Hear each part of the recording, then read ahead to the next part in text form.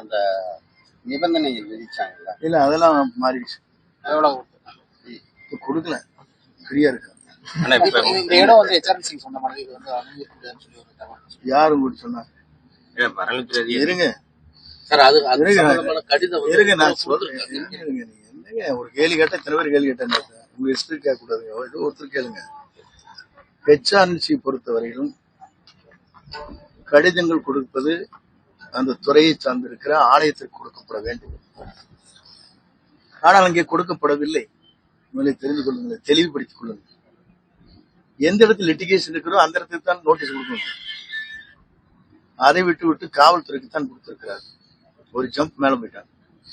ஏதோ உங்களுக்கான பத்திரிகை ஒரு செய்திகள் வேண்டும் என்பதற்காக தெளிவாக அந்த கோயில் அறங்காவல் மூலமாக இந்த கோயிலை பொறுத்தவரையிலும் HRNC வருகிற பொழுது முழுமையாக இந்த கோயிலுக்கு சொந்தமாக இந்த இடம் இருக்கிறது என்று உயர்நீதிமன்றத்தில் ஆணை பிறப்பிக்கப்பட்டிருக்கிறது.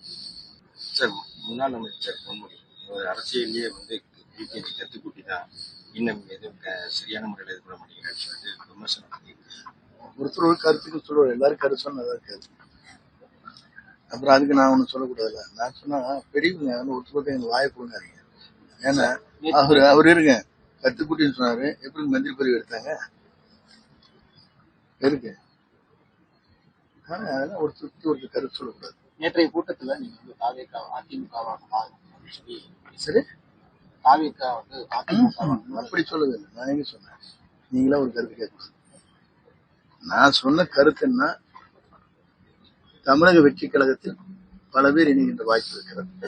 எந்த கட்சி வேணா அப்படிதான் சொன்ன தவிர அதிமுக மாறும் எங்க சொன்ன. நீங்களே எடுத்துட்டு அவர் கருத்து கேட்டா நான் என்னதான் பேச சொல்றேன். கூட்டம் நடத்துவதற்கான அதெல்லாம் எனக்கு விட்டுருங்க. நான் சொல்லியாச்சு. அதுக்கு மேல கேள்வி கேட்க கூடாது. நீங்க இந்த கேள்வி எது கேக்குறீங்க? நான் என்னங்க நீங்க இது என்ன கேக்குறீங்க? நான் தான் சொல்லியாச்சு தெளிவா சொன்னதுக்கு பிறகு உங்களுக்கு புரிஞ்சு கேட்ட கேள்வி விளக்கம் கேட்டீங்களா இல்லையா? நீங்க தெளிவா சொன்னேன். கொடுக்க வேண்டிய உங்களுக்கு வந்து உங்க பேர்ல ஒரு குற்றச்சாட்டு தான் உங்களுக்கு தான் நோட்டீஸ் கொடுக்கணும். உங்களுக்கு கொடுக்கல. அப்ப கூட்டம் நடத்துவதற்கு எந்த தடையும் இல்லை. தடையே இல்லை. கூட்டம் நடத்துவதில் எந்த விதமான தடைகளும் இல்லை. இந்த கூட்டத்தில் புதுசா யாராவது கட்சியில சேர்றாங்க பொறுத்திருந்து பார்க்கணும். நேற்றைய கூட்டத்துல கொங்கு மண்டலத்தை நீங்க தான் பொறுப்பேற்று நடத்த போறீங்க, மிகப்பெரிய தாக்கத்தை கொண்டு வர போறீங்கன்னு பேசுனதா தகவல் இருக்கு. அந்த மாதிரி நீங்க என்ன பேசுனீங்க? முக்கியமான எல்லாரையும் இணைப்போம், எல்லாரும் ஒற்றுமையா போவோம். நீங்க வந்தாலும் ஜெயிச்சுக்குவேன்.